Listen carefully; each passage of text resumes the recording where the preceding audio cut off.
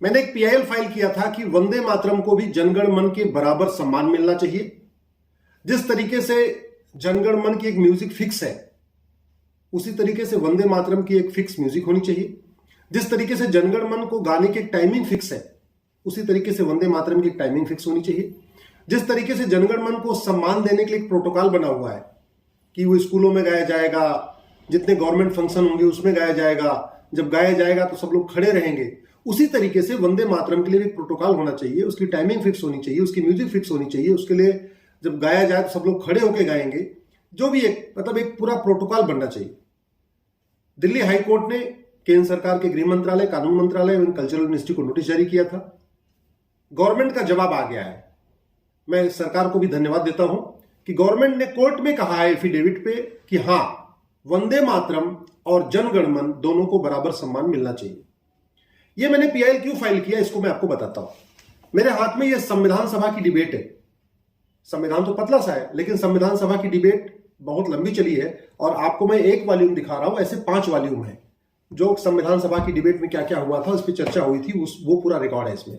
तो संविधान सभा की डिबेट में 24 जनवरी 1950, याद रखिए 26 जनवरी को रिपब्लिक डे हम लोग मनाते हैं।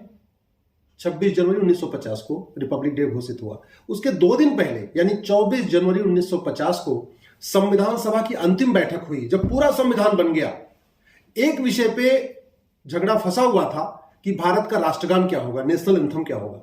ज्यादातर लोगों का यह कहना था कि भारत का राष्ट्रगान वंदे मातरम होगा, जनगण मन नहीं, वंदे मातरम। और वो क्यों होगा, वो जो संविधान सभा में जो दलीलें दी गई वो मैं आपको बताता हूं। संविधान सभा में कहा गया कि 1857 की जो क्रांति हुई, जिसको मंगल पांडे जी ने शुरू किया था, उसी समय ईस्ट में और साउथ में एक सन्यासी विद्रोह भी हुआ था। जैसे मंगल पांडे जी का विद्रोह 1857 में हुआ था, ठीक उसी समय सन्यासियों ने विद्रोह किया था बंगाल की एरिया में और बिहार में, बंगाल में, झारखंड में, उस एरिया में। उसको सन्यासी विद्रोह भी कहते हैं।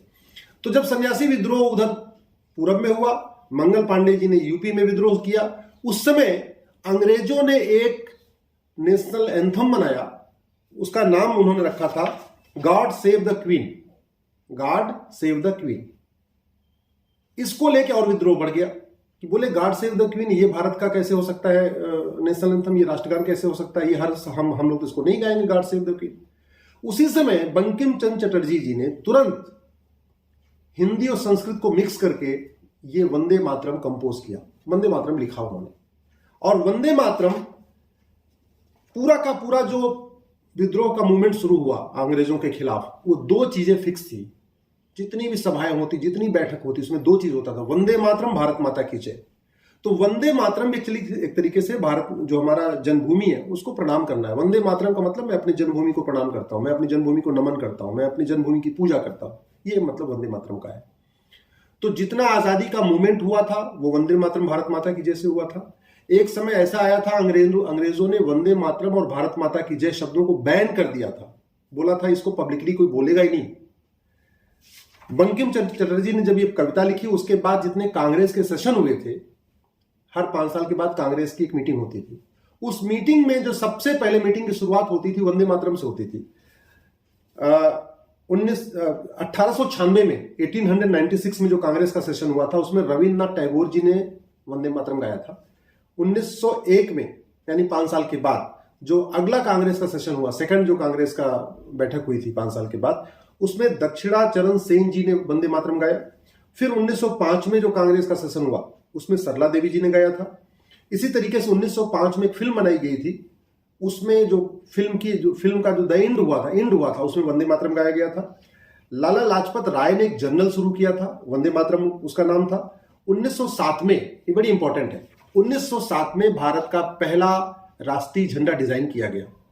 मैडम भीकाजी कामा, जिनके नाम पे दिल्ली में एक भीकाजी में कामा प्लेस है, तो भीकाजी कामा ने वो झंडा डिजाइन किया था। उस भीकाजी कामा ने जो झंडा डिजाइन किया था, जो पहला राष्ट्रीय झंडा डिजाइन हुआ था, उसमें वो भगवा कलर का था और उसमें बीच में वंदे मातरम लिखा था। याद रखिए, पहला जो झंडा डिजाइन हुआ वो सैफरॉन कलर का था, भगवा कलर का था, और उस पर और कोई सिंबल नहीं था, केवल वंदे मातरम लिखा हुआ था। इसी तरीके से राम प्रसाद बिस्मिल जी ने गजल लिखी थी, वो वंदे मातरम थी। अखबार निकलता था, उसका नाम वंदे मातरम था। तो कुल मिला के पूरा का पूरा जो हमारा आजादी का मूवमेंट था वो वंदे मातरम, भारत माता की जय पे था। लेकिन जब 24 जनवरी को जब यहां बैठक शुरू हुई तो वहां पे कुछ तथाकथित हमारे संविधान सभा में शामिल लोगों ने, मैं तुमको कहता हूं, उनको स्टॉकहोम सिंड्रोम था। ऐसे बहुत सारे लोग हैं हमारे देश में, आज भी हैं, जिनको किसी को, बहुत सारे लोगों को स्टॉकहोम सिंड्रोम था। तो जो लोग स्टॉकहोम सिंड्रोम से पीड़ित लोग थे, उन्होंने बोला नहीं, जनगण मन गाना चाहिए। उसका विरोध किया गया। उन्होंने कहा भी कि जनगण मन शासक की वंदना है और वंदे मातरम राष्ट्र वंदना है। यह अंतर है दोनों में। जनगण मन में हम अपनी जन्मभूमि की वंदना नहीं करते, जनगण मन शासक की वंदना है। वहीं वंदे मातरम राष्ट्र वंदना है, हम अपनी जन्मभूमि को प्रणाम करते हैं, उसकी आराधना करते हैं। तो जब डिस्प्यूट बढ़ा और डॉक्टर राजेंद्र प्रसाद जी थे संविधान सभा के जो अध्यक्ष थे, उस दिन वो प्रिसाइड कर रहे थे, तो उन्होंने एक बीच का रास्ता निकाला।